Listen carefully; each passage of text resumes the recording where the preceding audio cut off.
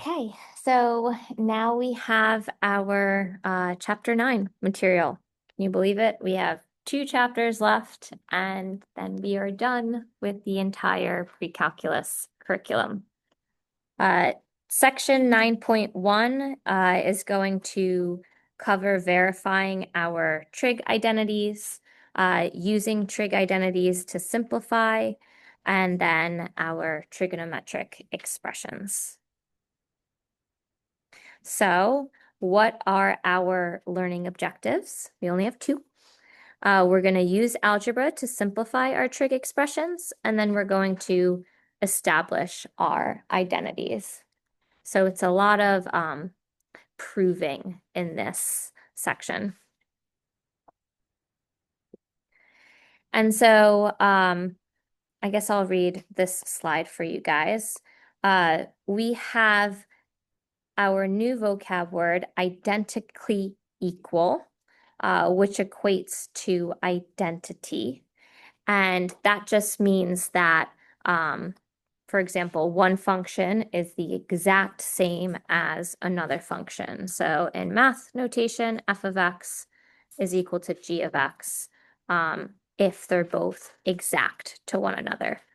Whereas a conditional equation is not necessarily an identity. And so some examples of conditional equations are what we have down here. 2x plus 5 is equal to 0. We have, let's see if I could box this out. Sine of x is equal to 0. Sine of x is equal to cosine of x. And so these are only true for certain values of x. They're not always true for everything. Whereas identities are always true for everything. And our identities, we have some examples here, right? Using our factoring skills, we get our quadratic x squared plus 2x plus 1. Using our famous Pythagorean identity, we get sine squared x plus cosine squared x equals 1. And then using our knowledge of cosecant, that's just our reciprocal of our sine, which is the same as just 1 over sine x.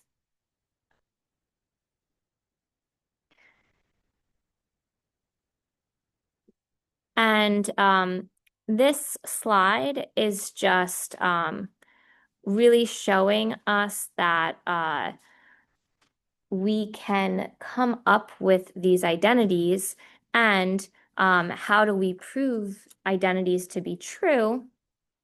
We want to stabilize one side and manipulate another side to get it to its exact form. And so we're going to be utilizing a lot of our basic properties and formulas so that we can indeed prove identities to be true, our left and right-hand side to be equal to one another. And so all of these identities on this page we have covered up until this point. We know that tangent and cotangent are reciprocals of one another. We know that cosecant and sine, secant and cosine are reciprocals. This one I just stated a moment ago. But then we also know our tangent and our cotangent in terms of sine and cosine, which is crucial. Our Pythagorean identities, which we covered in our last section yesterday. Our famous one being our sine squared theta plus cosine squared theta equals 1. But then if we utilize this and we divide every term by either cosine squared theta or by sine squared theta, we can get these 2 additional Pythagorean identities by substituting in known values. And then last but not least, we have a pretty solid understanding of our even and odd identities in the trigonometric world. All of our cosine related functions, aka cosine, and secant functions are even. So it doesn't matter if it's negative, it will just end up spitting out the positive. Whereas all of our sine and tangent related functions are negative. So if we do have a negative input, we can just pull that negative value out and multiply by its positive version. Okay, first objective. We're going to use algebra to simplify our trig expressions. And so this is just the step-by-step procedure in rewriting our trig expressions, multiplying by our fancy form of 1, or what they do is their well-chosen 1, writing our sums as single ratios, and factoring. So in short, what are we doing? We're just simplifying what we're given as much as possible so that it looks less overwhelming. And from a very straightforward algebraic standpoint, it's like simplifying fractions, getting your common denominators, or getting your simplified denominator. Okay, example 1. We want to just simplify cotangent of theta divided by cosecant of theta. Well, what do we know about cotangent of theta? That's just cosine of theta divided by sine of theta. And then what do we know about cosecant of theta? That's the reciprocal of what?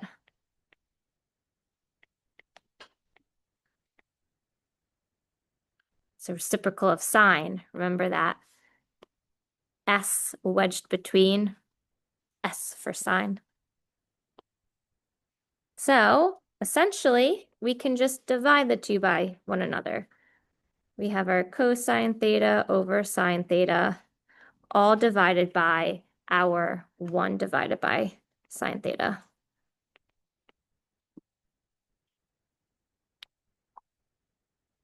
Lucky for us, our denominators are exactly the same, so they'll just end up canceling out. You could utilize keep, change, flip, and then you'll realize, oh, they just cancel out. Or you can just use that trick. So we get our final answer to be cosine theta over 1, which is just cosine theta. Our simplified form. And we're done.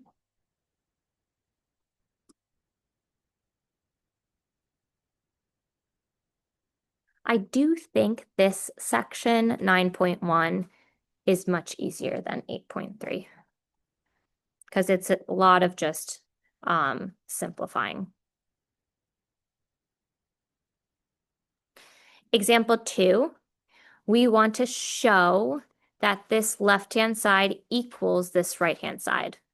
So again, anytime you see that word show, you want to just choose one side that you're going to manipulate.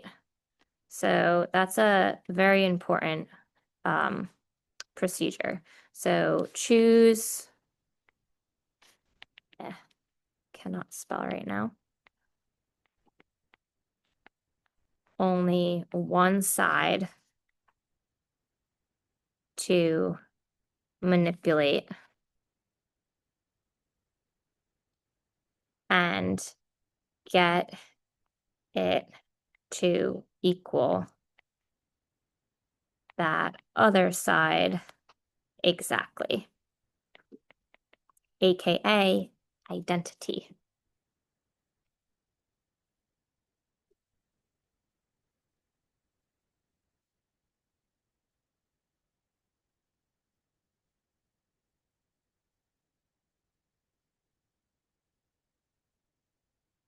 And they even give you a sort of hint here. They say to multiply the numerator and denominator by 1 minus. sine theta, which happens to be the conjugate of the denominator of that left-hand side. So we have cosine, I'm just going to rewrite the problem down here. Cosine of theta all over 1 plus sine of theta is equal to 1 minus sine of theta all over cosine of theta. We are not going to change that right-hand side. So I'm going to state right-hand side RHS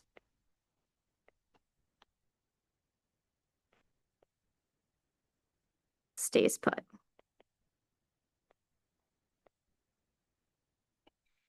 Left-hand side, we manipulate.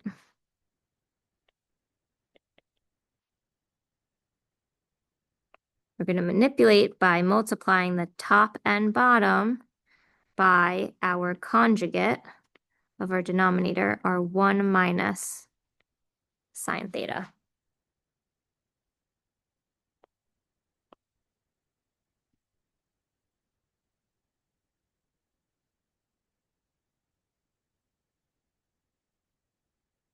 So now let's multiply. It's important to have your parentheses because we're going to be utilizing some distributive property. And so the numerator, I'm just going to keep that as cosine of theta in parentheses 1 minus sine theta for now. And then the denominator ends up factoring into just a 1 minus sine squared theta. And again, that right-hand side does not change.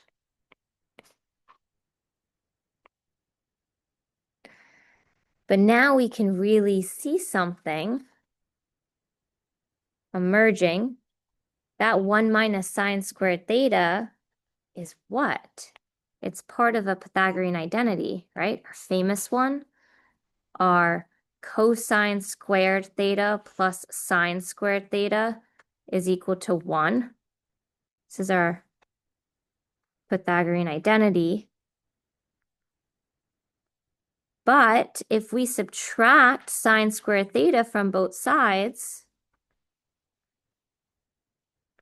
don't we get 1 minus sine squared theta? We get cosine squared theta is equal to this 1 minus sine squared theta.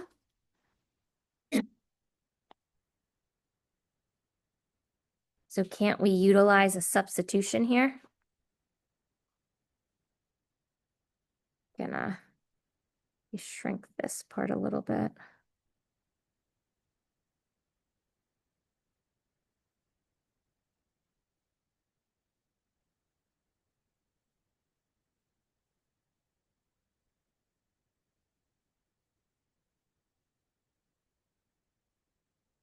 And so now when we substitute,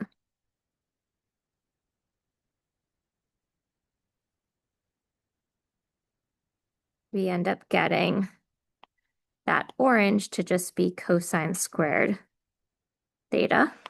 And then we can cancel out some stuff. Let's zoom in.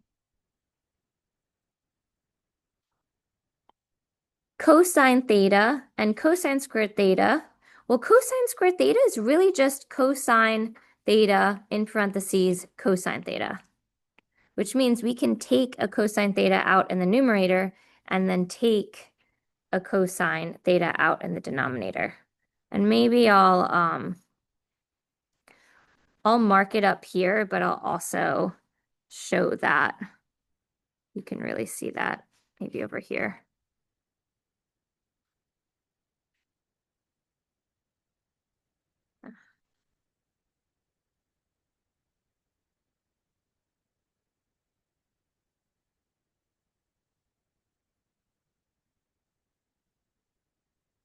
Forgetting all of the thetas, right? These are all thetas.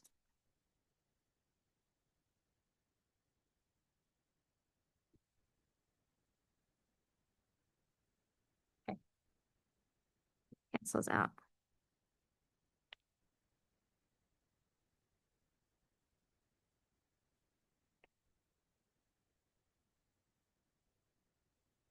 And so now, don't we have our final solution? 1 minus sine of theta all over cosine of theta. That left-hand side is indeed equal to this right-hand side. So we're done.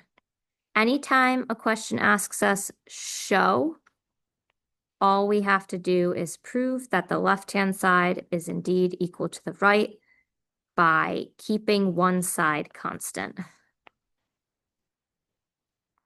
And we're done. Yeah. What? Second part, we say cos. All right. So, example 3. We want to write this problem as a single ratio. So if we're adding two trigonometric fractions, think, okay, denominators have to be the same. So let's multiply this left fraction and this right fraction by some fancy forms of 1 to get a common denominator. So let me write the whole problem out. We have 1 plus sine of u all over sine of u plus, and I'll leave some space, cotangent u minus cosine of u all over cosine of u. Okay. What's our common denominator here? And actually, we can do the common denominator, but we can solve this so much easier by, right? Our denominators are monomials, so they're just one term. And so we can separate these into two separate fractions, separate this fraction into two separate fractions. And then if we need to do common denominators, we can go from there. So this 1 plus sine u over sine u is the same as 1 over sine u plus sine u over sine u. And then this second fraction, cotangent u, well, cotangent is the same as what? Cosine of u over sine of u. And then we have divided by cosine of u minus cosine of u all over cosine of u. We can do some simplification now. Sine u divided by sine u is just 1. So we get 1 over, and 1 over sine u is the same as cosecant u. So we have cosecant u plus 1 plus cosine of u over sine u divided by cosine of u. Let's do some keep change flip. And we end up with cosine of u in your numerator, and then sine u cosine u in your denominator. So we're going to eventually have to end up getting a common denominator. And then we have minus cosine u over cosine u, which is just 1. And so this is helpful because what's 1 minus 1? 0. So that whole thing cancels out. That cosecant u, actually, it might work in our favor to keep it as 1 over sine u, because then we just have to get that common denominator. So I'm actually going to just keep it as 1 over sine u instead of switching it. There's always a lot of manipulation that takes place with these types of problems. And now let's get the common denominator. Well, they both share a sine of u, but this one's missing a cosine of u.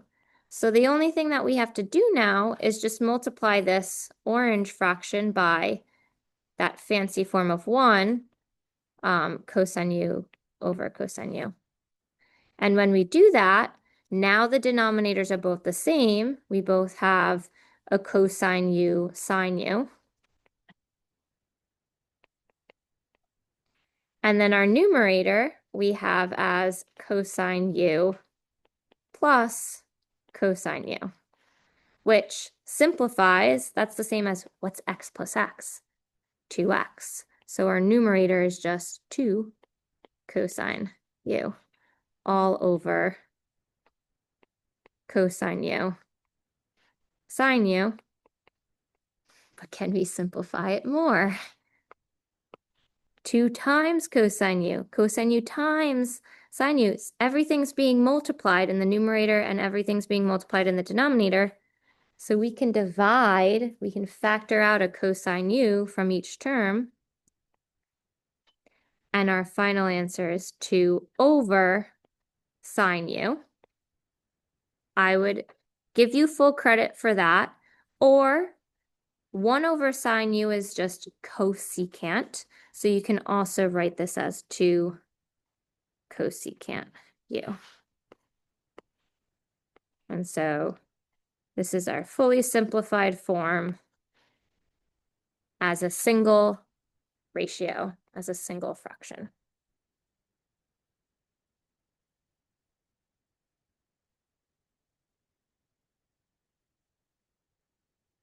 Another way you could have solved this is, again, just multiplying both these sides by your fancy forms of 1 to get that sine u cosine u denominator. So we would multiply this side by cosine u over cosine u, this side by sine u over sine u, do some distributive property in your numerators, and then you'll also notice things will start canceling out, and you'll end up with this final result as well.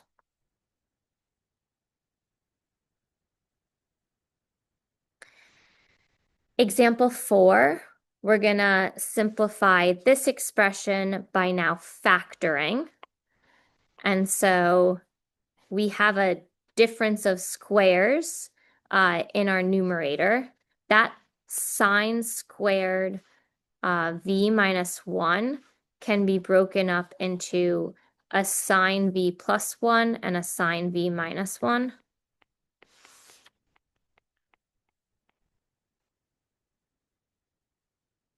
And then in our denominator, we can factor out a tan v from both terms.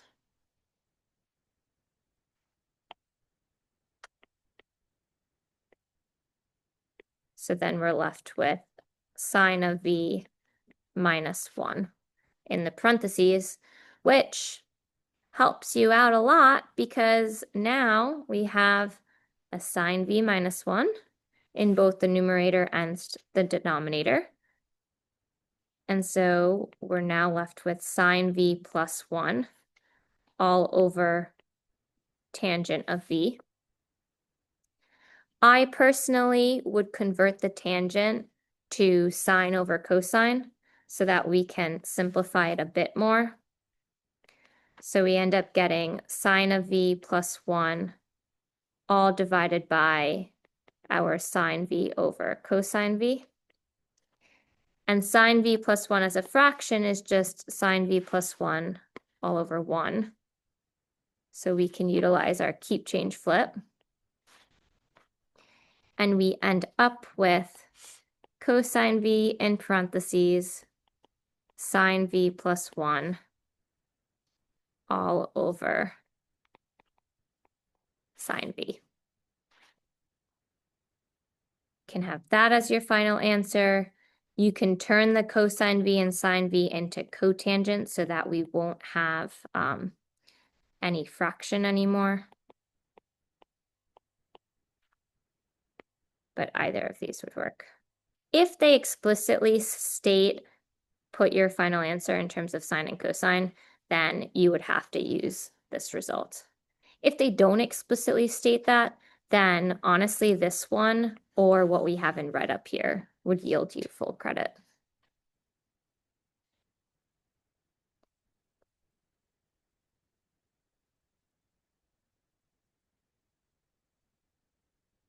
Right? And let's do another example where we're asked to simplify by factoring.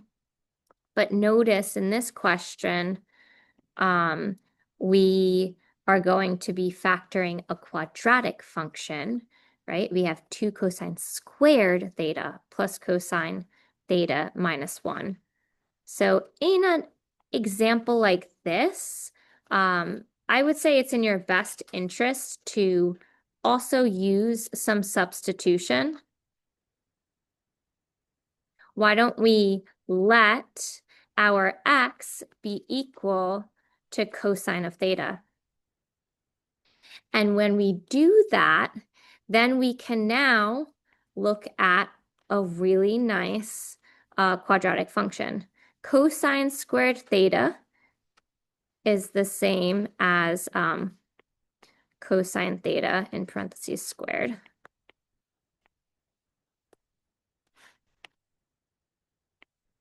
So that you can really see that we're replacing everything we highlighted in green with just an x. And now from here, we can use our AC method to factor.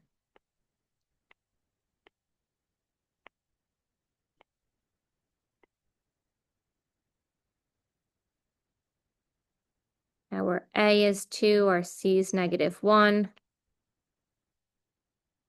Take the product, you get -2. What are factor pairs of -2? That add up to 1.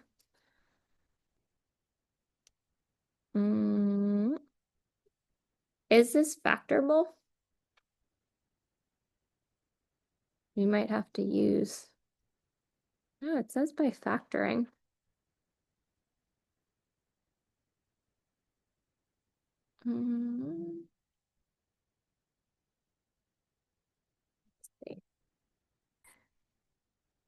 All right, so thank you to Lila, we have 2 and -1.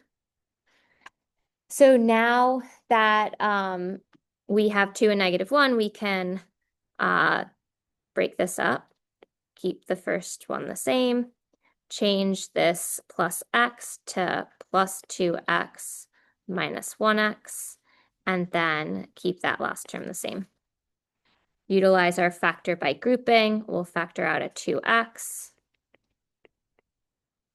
And then for that second term, we will factor out a -1.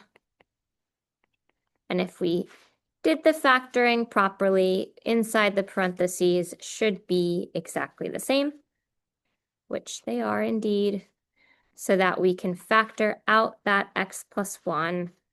And when we do, we are left with that 2x minus 1 in another group of parentheses.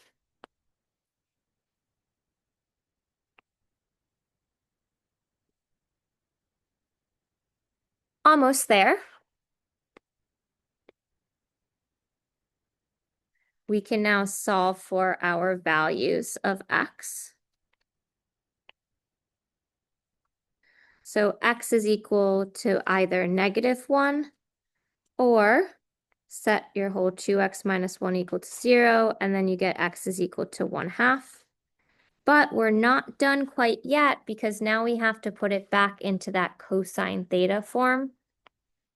So sub back in for x is equal to cosine theta, which means we have cosine of theta equals -1, and cosine of theta is equal to 1/2.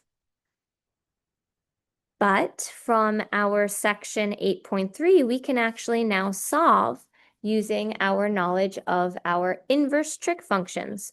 Cosine of what angle gives us -1?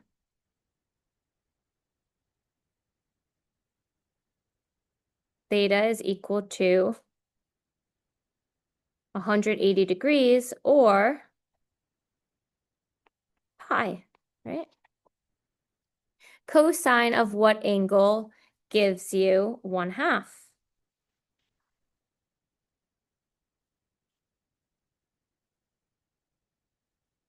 60 degrees, or pi over 3, right? So what are our solutions? Pi and pi over 3, or 60 and 180, depending on if you want to keep it in degrees or keep it in radians. They don't specify, so if you have your solution as radians, full credit. If you have it as degrees, full credit. Any questions?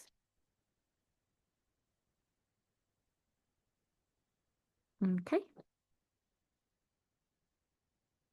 And finally, we're on to our last objective for this section, which is establishing trigonometric identities. And so these are just the guidelines for establishing identities.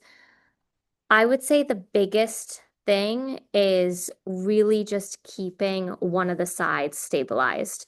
I know in a lot of these examples, I kept that right-hand side unchanged. You don't have to do that all the time. You can change the left-hand side or you can change the right-hand side and keep that left-hand side the same. You just have to keep one of the sides the same. And then that other side, you manipulate using your identities and substitution in order to have it look exactly like that other side. And you only get better at this by practicing on your own, going through workbook problems, Googling additional problems online for some more resources, working with people in your class, going to tutoring. It's really just practice, practice, practice. And then this is just a comment. You don't want to establish an identity, aka prove something to be true, by treating it as an equation, because when you do, then you're changing both that left and right-hand side. You want to keep one side constant. And then that other side is what you're manipulating. And so let's establish this identity together. I personally think there's a lot more to work with on that left-hand side, which means I am going to keep that right-hand side constant. And then I'm going to really manipulate that left-hand side.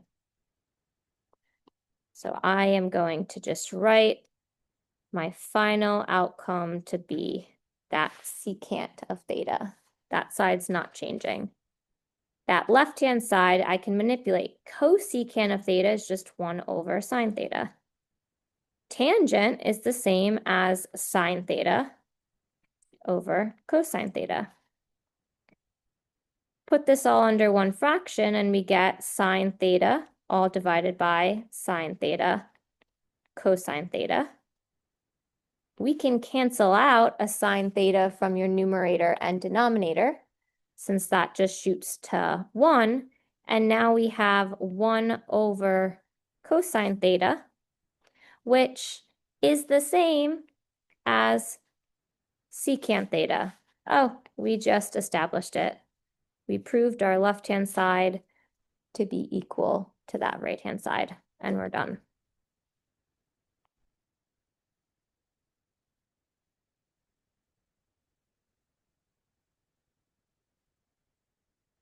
Let's do another example together. We're looking at sine squared negative theta plus cosine squared negative theta is equal to 1. So a lot more to work with on that left-hand side. So I'm going to once again keep that right-hand side stabilized. Now, sine squared negative theta can be broken up into sine of negative theta times sine of negative theta.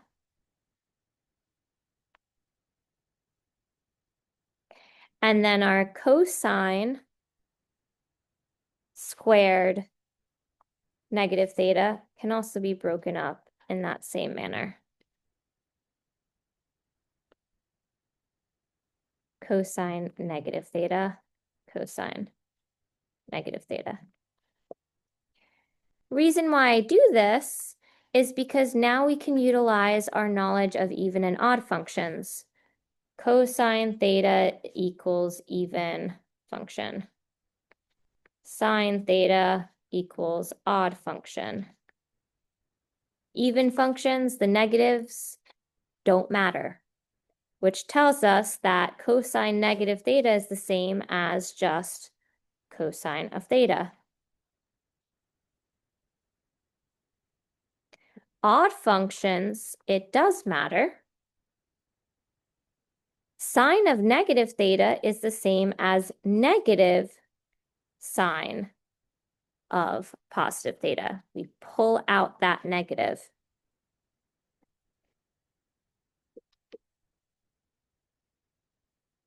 What's a negative times a negative? Positive. So we get sine of theta times sine of theta plus cosine of theta times cosine of theta. And then we can now put it back into having those exponents. Sine squared theta plus cosine squared theta. And isn't that a famous Pythagorean identity? Doesn't that equal? Yeah. So we finally arrive on our left-hand side to be equal to 1. And we're done. We established it.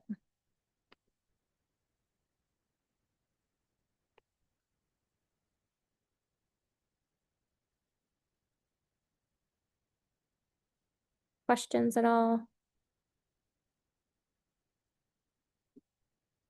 Okay.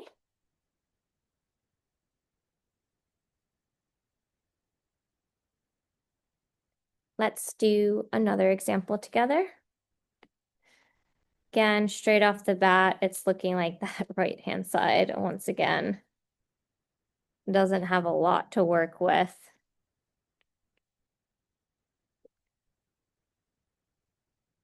So let's really hone in on changing that left-hand side. So we're going to utilize our knowledge of our even and odd functions again. Sine squared negative theta, let's break that up, just like we did in the previous example, to sine of negative theta times sine of negative theta, cosine of negative theta, cosine of negative theta. This is all divided by our sine of negative theta minus cosine of negative theta.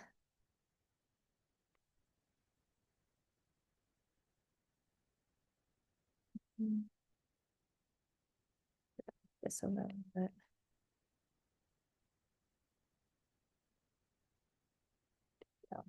It's over here, cosine theta minus sine theta.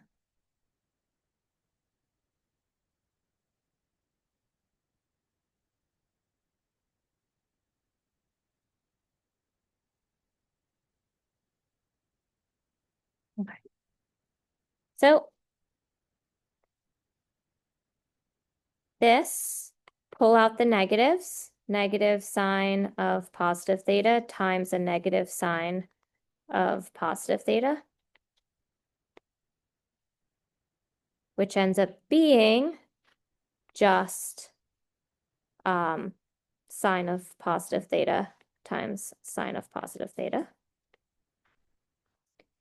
And then what we have here is just cosine of positive theta times cosine of positive theta.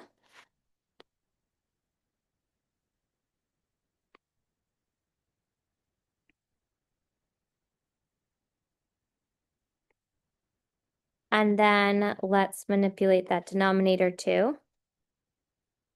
This is just negative sine of positive theta minus cosine of positive theta. Okay.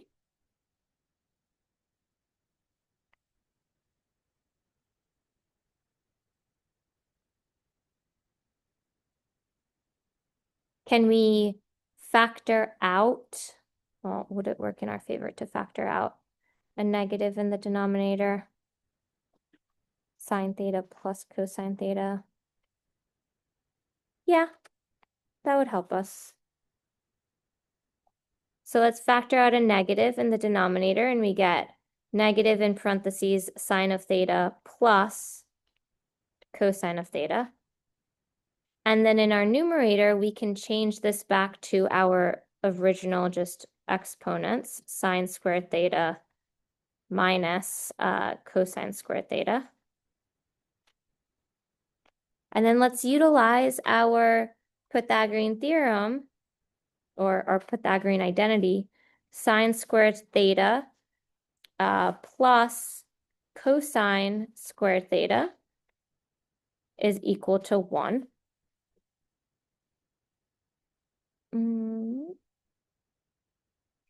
Can we replace it? No. But what can we do in our numerator? It's a difference of squares.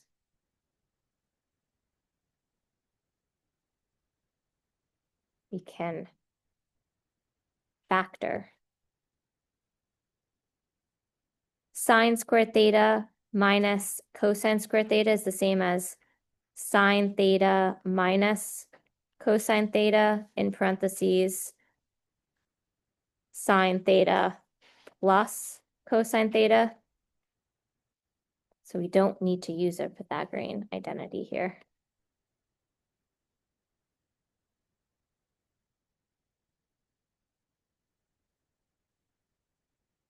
Running out of space. But now that it's in factored form, you'll notice that the denominator can cancel out.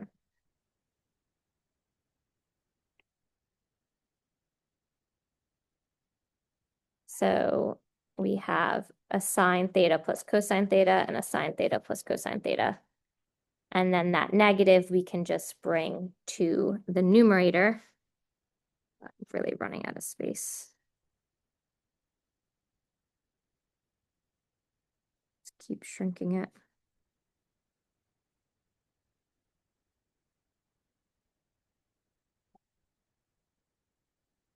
And so we end up with negative in parentheses sine theta minus cosine theta.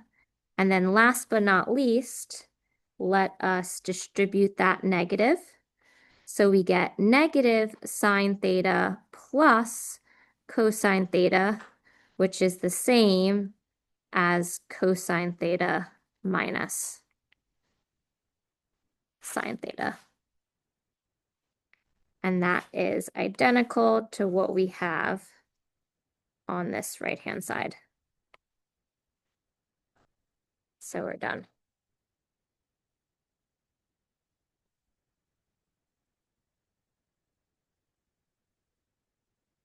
So again, you even notice like when I was trying to solve this problem, I was thinking of different possibilities to tackle the problem. I was like, oh, sine squared and cosine squared. Maybe we need a Pythagorean identity.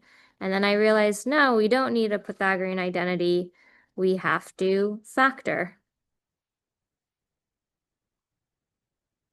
So you can change your course of action as you're solving the problem itself.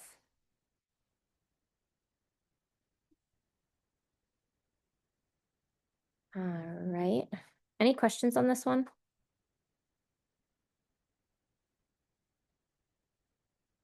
Let's do another one. And I think there's 10 examples for this section. Yeah, so we have 2 more examples and then we would have completed our section 9.1. So again, that left-hand side is a lot more complex than our right-hand side. So we're going to keep that right-hand side put, and we are going to manipulate that left-hand side.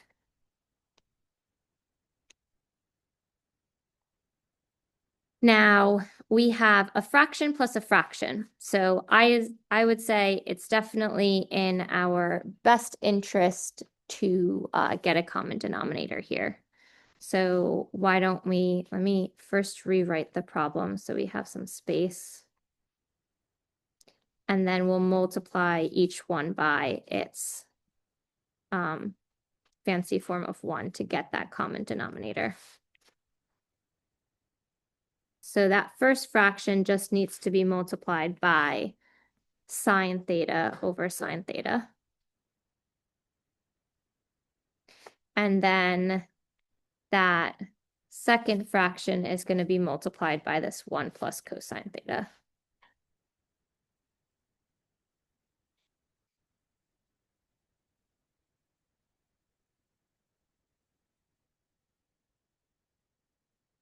And now let's carry out this multiplication. And now we can also put everything under that same fraction. So we get our denominator to be sine of theta in parentheses 1 plus cosine of theta. Our numerator ends up becoming sine theta times sine theta is just sine squared theta. And then plus, now we want to take the product of 1 plus cosine theta times 1 plus cosine theta. So let's utilize our FOIL rules. And when we do that, we get 1 plus ends up being 2 cosine theta plus cosine squared theta.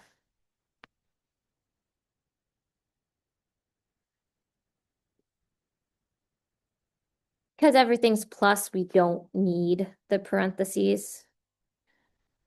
I'll keep them in, but they don't really help us out. But what do we notice in our numerator? Sine squared, any sine squared theta plus cosine squared theta is just equal to 1. So we can replace that.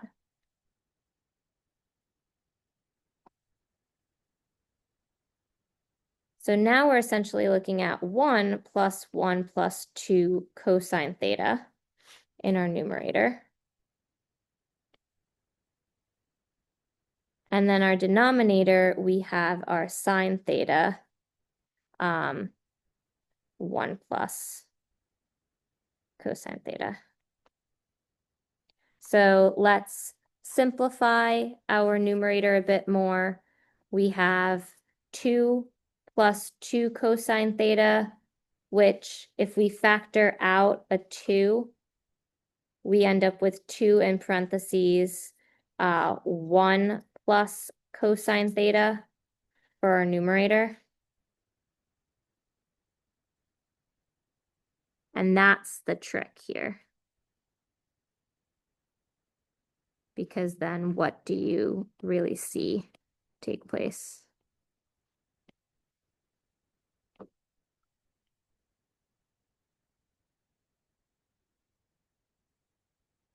That 1 plus cosine of theta in the numerator and that 1 plus cosine of theta in the denominator cancels out to 1. So we're left with 2 over sine theta, which again is the same as 2 times 1 over sine theta, but 1 over sine theta is just cosecant theta. So we end up with 2 cosecant theta, which indeed equals our right-hand side. And we're done.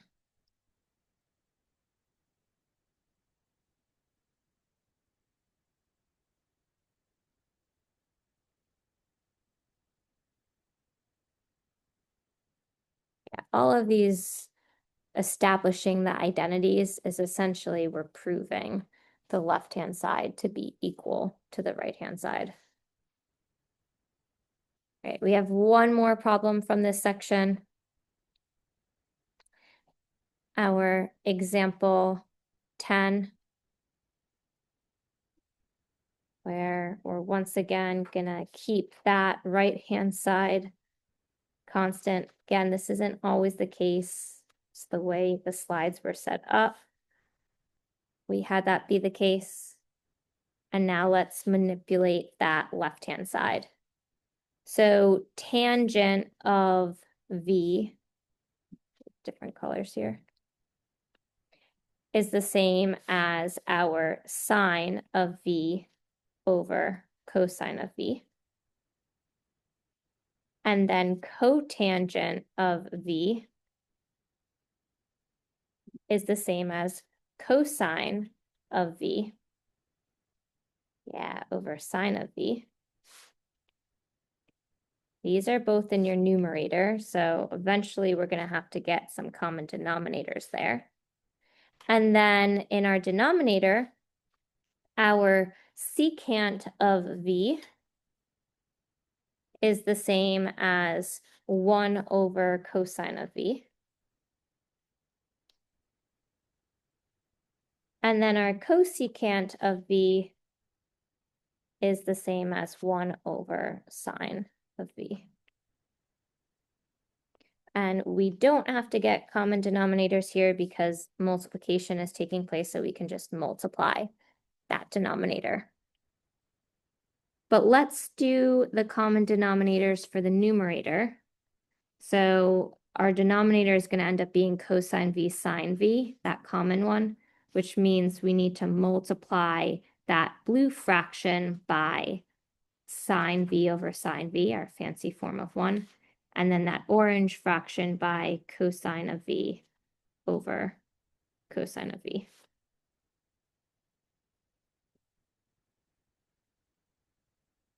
And so we end up with that new numerator just being sine squared V plus cosine squared V, Pythagorean identity, all divided by sine V cosine V.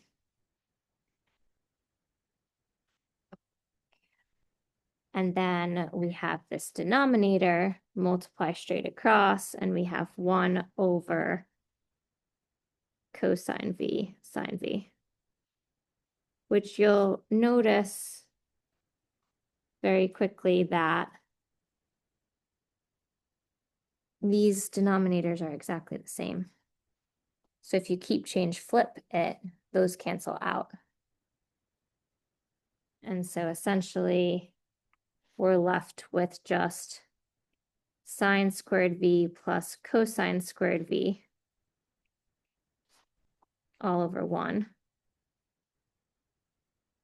And then because that's a Pythagorean identity, right, sine squared V plus cosine squared V equals 1, Pythag identity, we just get 1 over 1, which is just equal to 1. Our left-hand side equals our right. And that's it. So that concludes our section 9.1.